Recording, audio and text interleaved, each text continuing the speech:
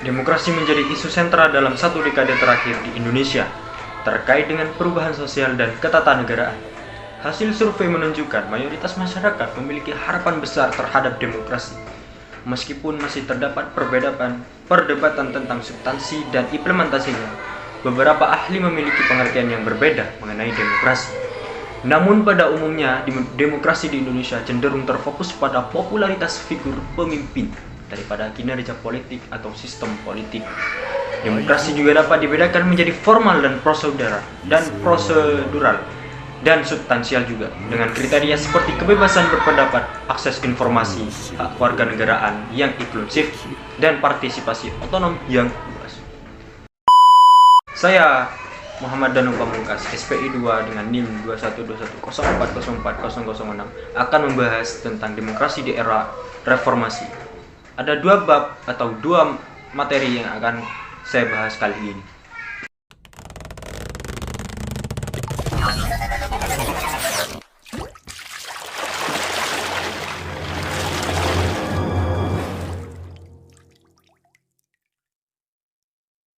Oke, untuk bab pertama yaitu pemahaman mengenai demokrasi di era reformasi. Reformasi telah memberikan pengaruh penting terhadap perubahan pemahaman dan kesadaran politik masyarakat di Indonesia, terutama dalam hal kesetaraan, kebebasan berpendapat, aspirasi, transparansi, dan kebebasan informasi.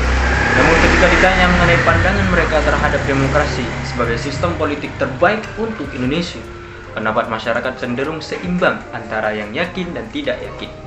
Mereka yang tidak yakin kebanyakan merujuk pada kenyataan bahwa kondisi Indonesia masih belum membaik. Elit politik masih mementingkan diri sendiri, keterbukaan dan transparansi masih belum terwujud, serta SDM yang masih belum siap.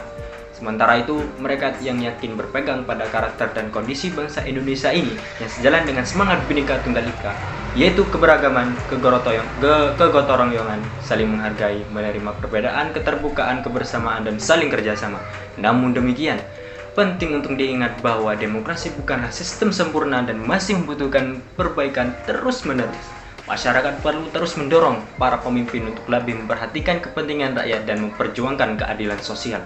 Demokrasi juga membutuhkan partisipasi aktif masyarakat dalam proses politik dan menghormati hak asasi manusia serta kebebasan sipil.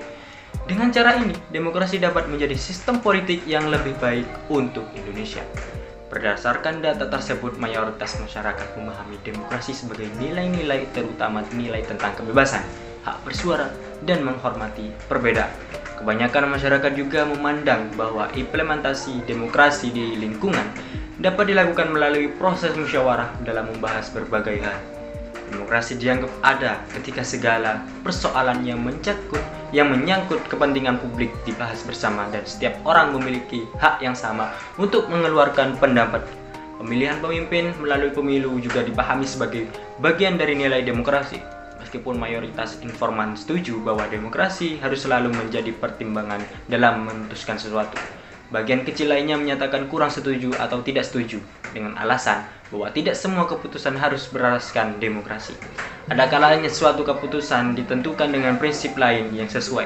Tidak selamanya harus melibatkan banyak orang. Ada informan yang mengidentifikasi demokrasi sebagai penentuan keputusan berdasarkan suara terbanyak. Meskipun pada beberapa kondisi musyawarah fakat dan penentuan suara terbanyak dapat saling melengkapi. Yang kedua yaitu implementasi demokrasi di masyarakat. Bagaimana demokrasi itu dalam masyarakat? Ada tiga konsep utama tentang demokrasi dalam masyarakat, yaitu sebagai sikap dan perilaku, sebagai kegiatan partisipasi, dan sebagai patuh pada aturan atau mendukung kebijakan pemerintah. Ada juga berbagai pemahaman lain yang berujung pada penilaian terhadap kondisi saat ini. Demokrasi dalam masyarakat dipahami dalam berbagai pengertian, seperti sebagai konsep kekuasaan atau tata pemerintahan, sebagai nilai-nilai yang berorientasi pada kebebasan, kebersamaan, dan kesetaraan, serta dalam dua kategori utama berdasarkan tujuan, yaitu suara terbanyak dan musyawarah mufakat. Namun, Demokrasi juga memiliki sisi destruktif seperti pemahaman bahwa pada masa reformasi ini apapun boleh dilakukan dan siapapun bisa terjadi secara meluas. Ada benturan antara nilai-nilai individual dan nilai-nilai komunalisme dalam masyarakat yang memudarkan nilai-nilai demokrasi tradisional. Ya, mungkin itu yang bisa saya sampaikan. Banyak yang bisa kalian ambil atau bisa kalian pelajari atau bisa menambah wawasan kalian sendiri, karena kita perlu menjunjung apa yang namanya demokrasi itu. Indonesia memang sebagai negara demokrasi, tapi sepertinya masyarakat ada yang belum menemukan di mana tata letak demokrasi di Indonesia ini. Namun sebagainya percaya bahwa negara ini adalah negara demokrasi. Pada intinya dari semua pembahasan yang saya sampaikan, bahwasanya demokrasi dalam masyarakat mengalami perubahan dan benturan nilai konstruktif dan destruktif. Konstruktif diartikan dengan kesetaraan, kebebasan, dan partisipasi luas. Namun, benturan terjadi antara nilai-nilai individual dan komunalisme dan melemahnya posisi negara. Nilai-nilai demokrasi tradisional juga melunak dan diganti dengan nilai modern yang dapat menghasilkan perilaku non-demokrasi. Cukup sekian, terima kasih. Saya pamit undur diri.